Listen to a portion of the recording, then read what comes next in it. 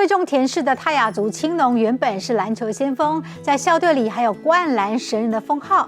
但是父母亲年纪大了，他实在舍不得老人家撑着身体在农田里工作，所以就决定返乡，成为部落里第一位田氏青农。由于田氏的保存期限是比较短的，以前卖不出去的时候，爸妈总会忍痛要低价抛售。接班之后，他开始做出了改变，用加工的方式把生产的水果变成了果干，保存辛苦耕耘的果实，还结合了观光体验，开办采果活动，增加收益。虽然没能在球场上发挥所长，保持着开放乐观的心，也能在农场开创出另一番天地。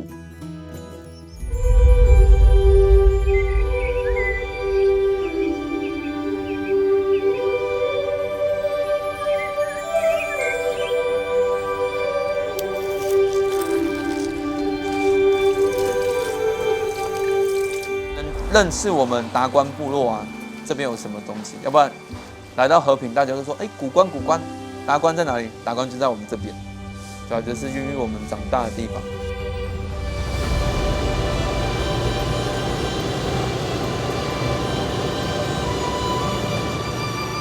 开着货车，沿着蜿蜒道路，来到半山腰的田氏园，树梢这一抹橘红，就是黄小成记忆里家乡的颜色。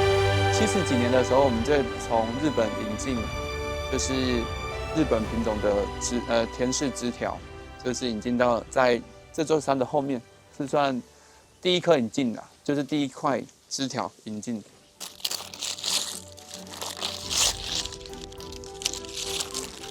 从小生长的这片土地，可是全台最早引进田氏种植的产区。得天独厚的地理优势，孕育出果实的甜嫩饱满。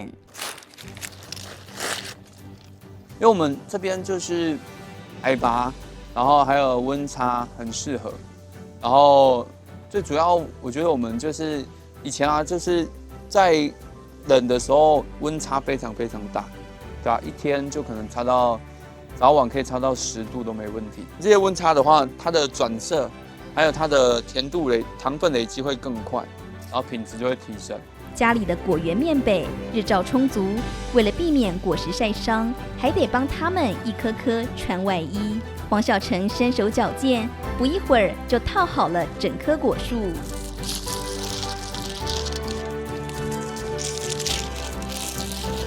今年已经突破到一天1万粒，其实一般大概5000粒就算很厉害了，就已经算蛮厉害了。然后再厉害一点的就6、7千粒。如果有世界纪录，我应该是世界纪录保持人吧？欢迎来挑战。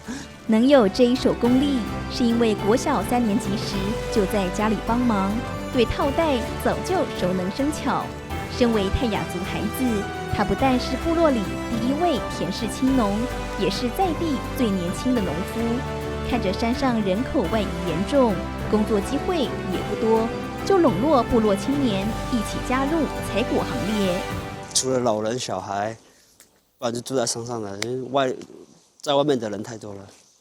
留在部落的人就人口不多，少少的。有时候你看，你站在山上吹着风，心情很快乐，还蛮舒畅的。在这个山上一直看着果园，其实心理感受会比较舒服。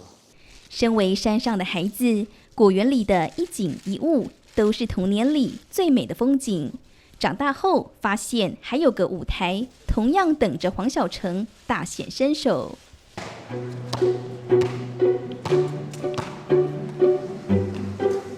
带球上篮，架势十足，让黄小成过去被封为灌篮神人。身高180公分的他，从小就对篮球情有独钟。就有表演灌篮这样的，所以他们就灌篮神人这样子，对啊，过去了，现在已经跳不起来了。其实国中就很喜欢篮球，就是半摸，然后慢慢玩，就是慢慢打，然后就越打越有兴趣。因为就是我本身就是爆发力还不错，对，然后所以就是越打就是越有兴趣，越打得好嘛。上到大学就是读嘉义大学，然后我们就有参加甲2的校队这样子，然后就拿到第8名。但在球场的日子一久，也让黄小成陷入迷惘。身高180公分，在校队里或许算高，当职业篮球选手却矮了点。思考人生之际，他想起家乡那一抹橘红，自己的名字也似乎说明和务农的缘分。就我79年出生的，然后我们这里啊，这地区主要都是种桶柑，就是橘子，所以橘子跟橙就有点有关联啦。所以那时候还没有甜柿，如果可能再晚个5年就变成黄小柿了。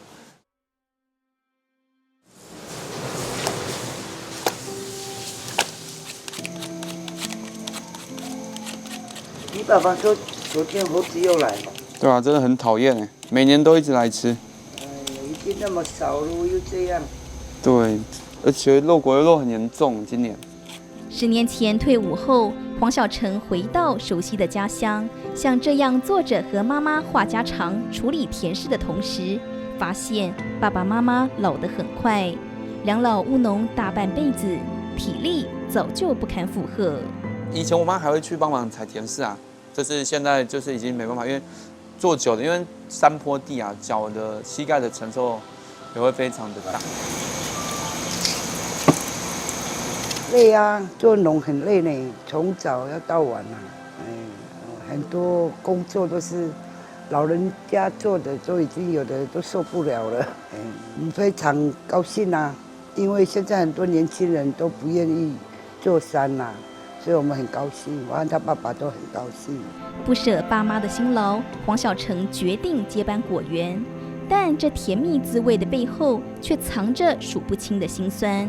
甜柿保存期限短，容易被砍价，在接班后几年，更是遇到前所未有的考验。因为我们在就是2018的时候，我们就碰到甜柿盛产，那时候每一户家里该都多将近快1倍的量。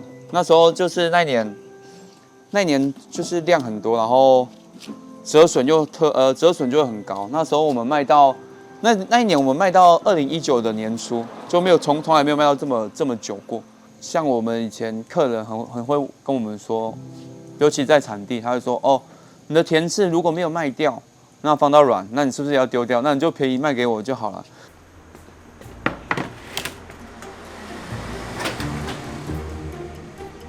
客人的这一句话，深深给了黄小成启发。他灵机一动，或许可以加工成果干。就我们大概平均会落在大概60到65度这边，然后我们进去大概要3天的时间，就慢慢烘烤这样子。一家人的心血结晶，说什么都不能低价抛售。经过好几次调整后薄度，累积上百斤失败品，黄小成总算把胜果华丽变身，软硬兼吃。它的外表是呈现有点亮亮，大概密跑出来这样子。然后如果这样就会，我们还要去稍微捏一下，因为如果捏下去还有果肉那种比较厚的感觉，就会再烘一下。果干哦。对啊，这我们自己在做的，跟一般的柿饼不一样。要不要吃看看？好啊。主动热情招呼客人，这是黄小成再熟悉不过的日常。很难想象他曾经很抗拒面对人群，一来和果树相处时间太久，加上外界对原住民还是有刻板印象。应该到现在还是多少会有刻板印象对啊，因为觉得我们你是不是很会喝酒啊？是不是很懒惰啊之类的？其实我也是蛮想导正这个观念。其实因为像我父母就给我们很好的教育，其实很多原住民都是很优秀的。对啊，像我一年只喝可能不到1次酒，我觉得这个观念也是都可以靠我们年轻一代去改正的。希望自己的奋斗能让外界改观，加上一股在篮球场上非赢不可的信念，总算让黄小成克服心魔。做到后面就是不想输啊，对啊，因为一停了就输啦，不做就输啦。我们等一下上山我们等一下每一个人拿1粒，然后会建议你们全部都连皮吃。上山采柿的人们热热闹闹齐聚一堂，这是黄小成特别规划的观光活动。看见这么多人来参加，他不再怯生生，反而能很放胆互动。屁股，来，枝条抓着手，对嘿，一只手抓枝条，一只手抓果粒，来，转个2圈，再3圈，哎，转一转就下来了 ，Go！ 大伙锁定最鲜嫩的果实，采果采得不亦乐乎，看见每个人都很开心，黄小成心里也充满说不出的成就感。其实蛮多长辈看到我的成长啊，可是我是觉得我自己还有很多地方很不足。然后像我们今年做的像光光果园这个，就带动了非常非常多隔壁的，还有就隔壁的农友，像还有青年也有看到，因为假日就很明显啊，游览车，因为通常就田世界了才会看到游览车。从灌篮神人到田氏快手，无论在哪个领域，黄小成都竭尽所能，期望用一颗颗田氏滋润部落，翻转未来。